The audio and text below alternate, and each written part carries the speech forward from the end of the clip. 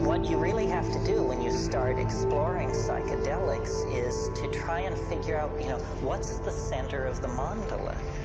What are people talking about? What is it when you arrive on the money? And to my mind, the compound that is most interesting for doing that is DMT. DMT is the most interesting in some ways of the psychedelics because more issues are raised by it than any other. Such issues as, I'll just run over some of them so you get a feeling for it. DMT is the strongest hallucinogen there is. If it's possible to get more loaded than that, I don't want to know about it. And I say so when I'm there. I say, my God, if you can get more loaded than this, keep it away from me. So that's it. It's the strongest. It's also the shortest acting. DMT, when smoked, in most people, is return you to normal in under 10 minutes. Under 10 minutes. Now, this is interesting because people who think there's nothing to this, who should actually invest the 10 minutes to find out what's, a 10-minute DMT trip is worth 20 years of academic pharmacology, art history, psychology, and all this other malarkey, because then you just say, okay, I got it.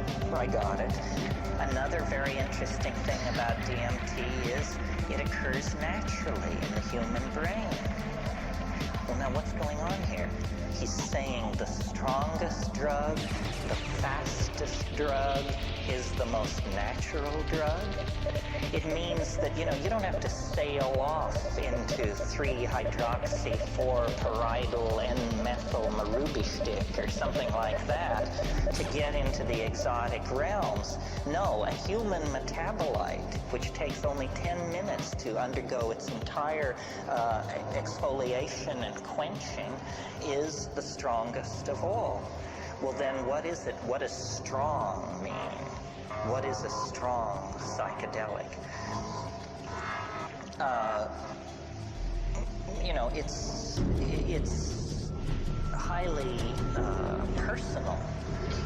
every psychedelic trip is. But what happens on DMT for a large number of people, I mean, we don't have any statistics, but it is a completely confounding experience. I mean, you may have had the expectation, you might think if you had never had a psychedelic experience, that it sort of begins like the Bach B minor fugue and goes from there as you rise into the realms of light and union with the deity or something like that. That's not what happens on DMT. What happens on DMT I referred to this morning. A troop of elves smashes down your front door and rotates and balances the wheels on the after-death vehicle, present you with the bill, and then depart. And it's completely paradigm shattering. I mean, you know, union with the white light you could handle. An invasion of your apartment by jeweled self-dribbling basketballs from hyperspace that are speaking in demotic Greek is not something that you anticipated and could handle. Sometimes people say, is DMT dangerous? It sounds so crazy. Is it dangerous? The answer is only if you fear death by astonishment.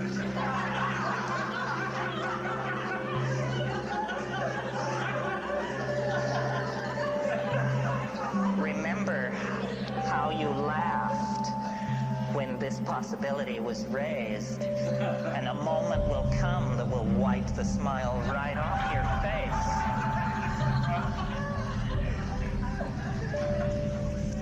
And this death by astonishment thing, well, one thing about it, I mean, let me say a little bit more about it. One thing that endears DMT to me is, I like to say, it doesn't affect your mind. It doesn't seem to affect your mind. In other words, you don't change under the influence of DMT. You don't become a kinder, gentler person. You don't sink into, you know, a line of drool from one corner of your mouth as you sit there twitching. You don't change. What happens is the world is completely replaced. Instantly, 100%, it's all gone. And what is put in its place, not one iota of what is put in its place was taken from this world. So it's a 100% reality channel switch. They don't even retain three-dimensional space and linear time. It's not like you go to an exotic place, Morocco or New Guinea. It's like reality is swapped out for something else. And when you try to say what it is, you realize that language has evolved in this world, and it can serve no other. It takes years of practice. So what you're looking at is literally the unspeakable. The indescribable falls into your lap. And when you try, you're loaded, right? You're there, and you're trying to explain to yourself what's happening. And so this is like you try to pour water, trans-dimensional objects in front of you, the water of language, and it just beads up and flows off like water off a duck's back. You cannot say what's there. And I've spent, I don't know, 25 years fiddling with this. It's become the compass of my inspiration, trying to say what is on the other side of that boundary. Just 2 large tokes away at any given time is this non-Euclidean, non-Newtonian, irrational, un-Englishable place. But it's not smooth and empty and clear. That's not what gives it its indescribability. What gives it its indescribability is its utter weirdness, its alienness, its power to astonish. What happens to me when I smoke DMT is there's there's a kind of a going toward it. There's a sequela of events which lead to the antechamber of the mystery. I mean, you take a toke, you feel strange. Your whole body feels odd. You take a second toke, all the oxygen that seems to have been pumped out of the room, everything jumps into clarity. It's that visual acuity thing.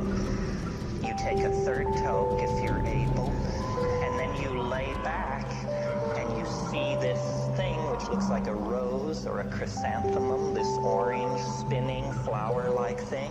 It takes it about 15 seconds to form, and it's like a membrane. And then you break through it. You break through it, and then you're in this place. And there's an enormous cheer which goes up as you pass through this membrane.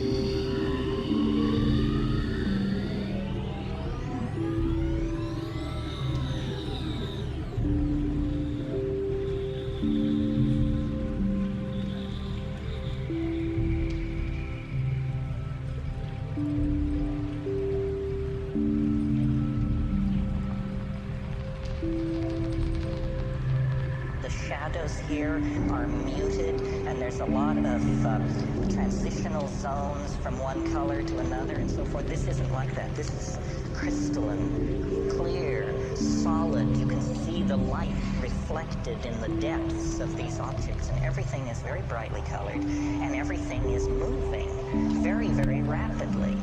And there are entities there. It's not about calling them up or the whisperings of them. No, they're in your face. And they're right here, and they're worse than in your face, because what they do is they jump into your chest, and then they jump out. And so you're like this. And you have to keep saying, keep breathing, don't freak out, pay attention. And the entities speak to you. And they speak both in English and another way, which we'll get to in a minute. But in English, what they say is, do not give way to wonder. Hang on. Don't just go gaga with disbelief. Pay attention. Pay attention. And what they're trying to do is they're trying to show you something. They are very aware of the fleeting nature of this encounter. And they say, don't just spiral off into amazement and start raving about God and all that. Forget that. Pay attention to what we're doing. And then what they're doing is they're dancing around, they're jumping around, they're emerging explicitly out of the background, bounding toward you, jumping into your chest, bounding away, and they make offerings, and they love you. That's the other thing. They say this. They say, we love you.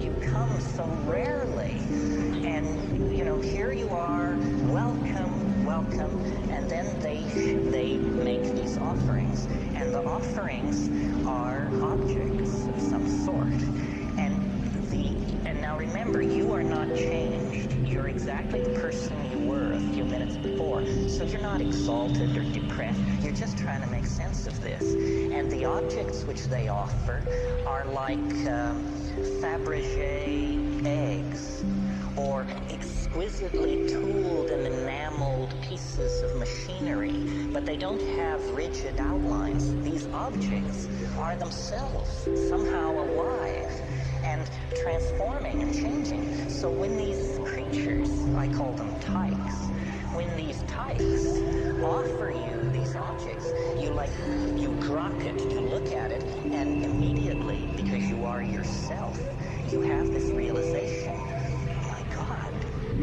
if I could get this thing back into my world, history would never be the same. A single one of these objects is somehow, you can tell by looking at it, this would confound my world beyond hope of recovery. It cannot exist. What I'm being shown is a tiny area where miracles are being transformed. And the creatures, the tykes, are singing. They are speaking in a kind of translinguistic glossolalia. They are actually making these objects with their voices. They are singing these things into existence. And what the message is do what we're doing. You can do what we're doing. Do it.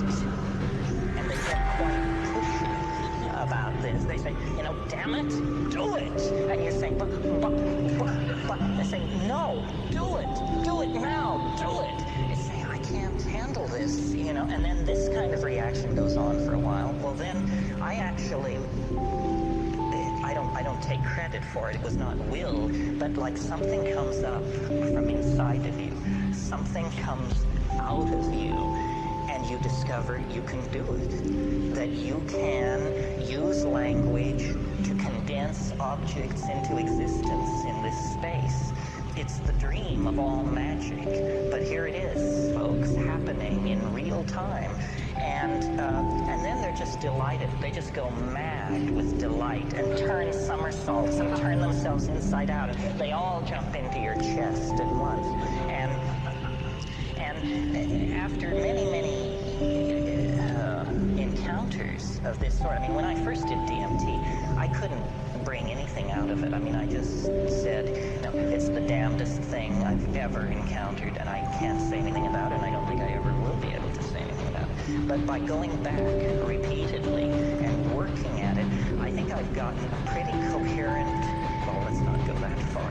I think I've got a pretty clear metaphor, anyway, for what's happening in there. And I think a lot of people have this experience. When you talk to shamans, they say, oh, yes, the helping spirits.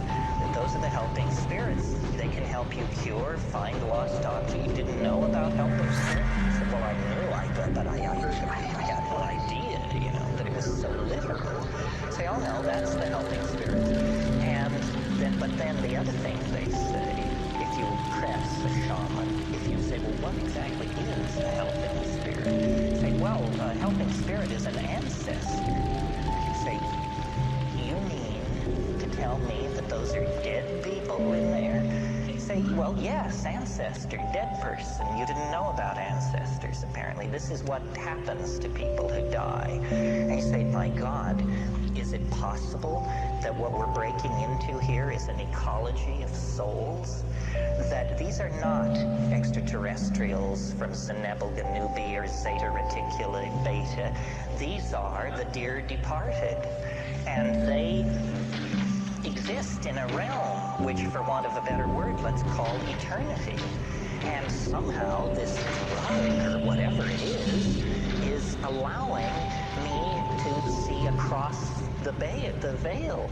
This is the lifting. You want to talk about boundary dissolution. It's one thing to get tied to your partner. It's quite another to get tied to the dear departed of centuries past. That's a serious boundary dissolution when that happens. What these creatures want, according to them, is they want us to transform our language somehow. And I don't know what this means. I mean, at this point in the weekend and in my life, we all are on the cutting edge, and nobody is ahead of anybody else.